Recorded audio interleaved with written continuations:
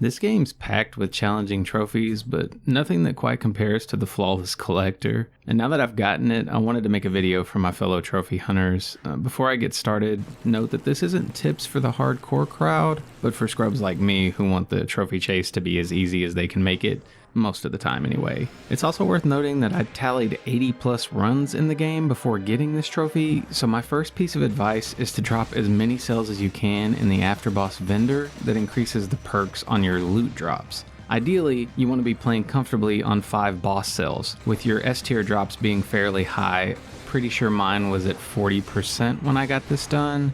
Good news is that chasing all the other trophies in the game will mostly get you where you need to be, so minimal grinding here. The second tip is to make use of assist mode, which can be found in the options menu. You want enemy health and the damage you take down as low as you can get it. I reveal the whole map from the start as well and give myself infinite continues. There's also a box you can tick for extended reaction window for parries, but this isn't reliable to depend on and you likely won't be parrying if you play like me at all. Third tip is to know how to make use of the 7 save slots. On 5 boss cells, your ability to get health back is next to nothing. So since you can quit at any time and boot up exactly where you were, you may as well back up your save multiple times after a good run through a certain area. The in-game save system saves you vast amounts of time compared to backing up to the cloud and reloading. Plus, since you have infinite continues, you can even just die when fighting a boss, for example, and try again without having to reload previous saves. Fourth tip is about health. Pickups are extremely rare, but I've consistently found a health vendor in the Promenade and the Astrolab,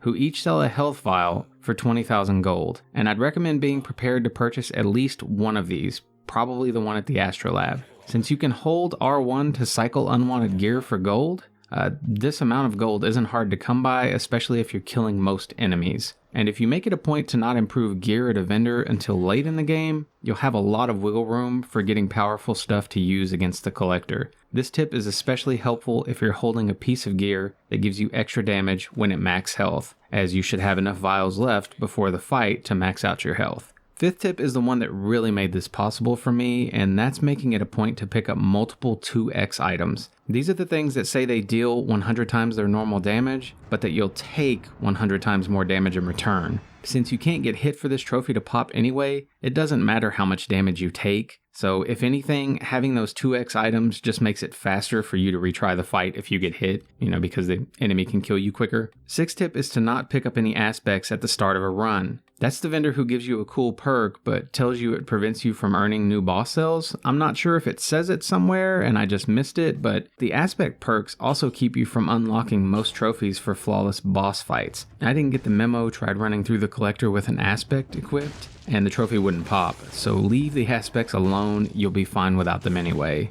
Seventh tip is to know your ideal loadout, but to have a completely different backup set in mind. So long as both sets make use of your highest scroll category, you'll have lots of flexibility between all the gear that can be found and all the rerolls each vendor allows you. You'll also want to begin changing and upgrading gear closer to the end of the run. It's usually High Peak Castle where you start seeing insanely powerful drops, and you'll usually want those over what you're carrying, since surviving unscathed against the collector for longer, just so that you can use your favorite weapon, is going to prove extremely frustrating. Your goal is to take the dude down fast in each round, period. My recommendation for a build would be purely tactics or purple scrolls, with wolf traps, the crossbow-matic, and ranged weapons like bows or lightning powers. And I always run crow's foot, support, and tranquility for my mutations. Whatever you do, avoid taking the scarecrow's sickles into the collector fight, as they sometimes glitch out and won't activate. Also, even if the perks on it suck, make sure you're taking any amulet which increases your scroll power in favor of your build, meaning switch off of a 2-point tactics amulet if you run across one with 3 points.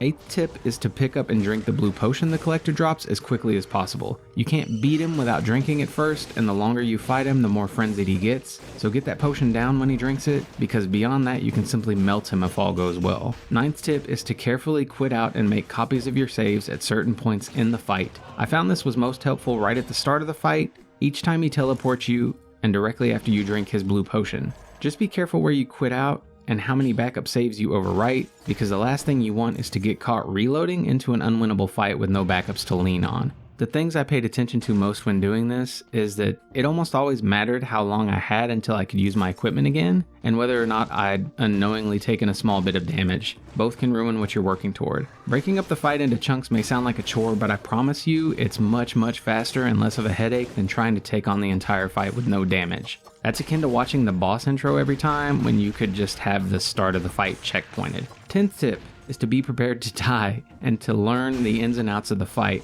If you've been playing Dead Cells, this tip may seem obvious, but this boss is beyond brutal even for this game. He's like the Queen's Fury mixed with the forced breaks and annoyances of Conjunctivius or Mama Tick. And it doesn't help that some of his attacks are seemingly impossible to dodge. This is why most people have probably told you that parries are necessary when they aren't, if you're using all the aforementioned exploits, that is. You're looking for a mostly lucky bout against him, and his attacks are forever random, so some attempts are far easier than others, but you will almost certainly need to understand each attack in order to beat him with no damage. The wolf traps may stop him in his tracks sometimes, but they're unlikely to do all the work, meaning you're probably in for a few successful dodges before bringing him down. Keep at it though, and it will happen. If your damage output is solid and you're checkpointing saves carefully, this isn't all that bad. So just keep trying that after potion checkpoint you made until he falls. Honestly, it's harder to checkpoint your way through the Astrolab than it is to beat the Collector, once you know what you're doing. If you don't already have the rest of the trophies for this game, here's some other advice I can offer to save you having to dig around. The lightning rods only have about a 1% chance of dropping from a failed homunculus in the Undying Shores.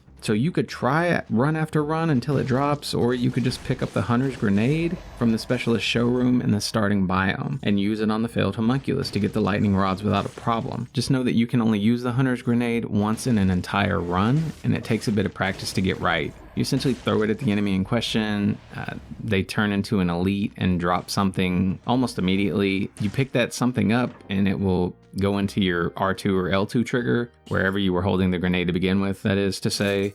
Then when you've got the enemy below 40% health, you need to hold down that trigger in order to extract the blueprint from the enemy. It's kind of like shocking them until the blueprint falls. More here, you can mostly hug the side walls during the Conjunctivius and Mama Tick fights. Mama Tick has timeable attacks that you can simply dodge in the corner, and the Conjunctivius tentacles can mostly be taken care of by things like the crossbeam-matic while you sit low on the side walls. Killing an enemy with an elevator is best done by having a bat chase you in the promenade. If you wait to unlock the cursed sword until right before fighting the Hand of the King, you can simply put it in your backpack, then flawless the Hand of the King fight for the Cursed Sword trophy. With 4 boss cells equipped, you have to fight the giant in order to get the 5th boss cell, and you have to possess the king after fighting the Hand of the King in order to access the Astrolab. You probably know these things, but I kind of forgot about possessing the king after my first time through. The Derelict Distillery can be impossible to beat without the barrel launcher on certain runs, thanks to the random generation of the stage. But what you want to be careful about is not killing the infected worker in front of the exploding wall near the end of the stage, assuming you had good RNG and the key was accessible before that point. The Serenade and Another Pet trophy is most reliable to do with Mushroom Boy. You have to activate Mushroom Boy in the vendor area between stages, then activate the Serenade sword.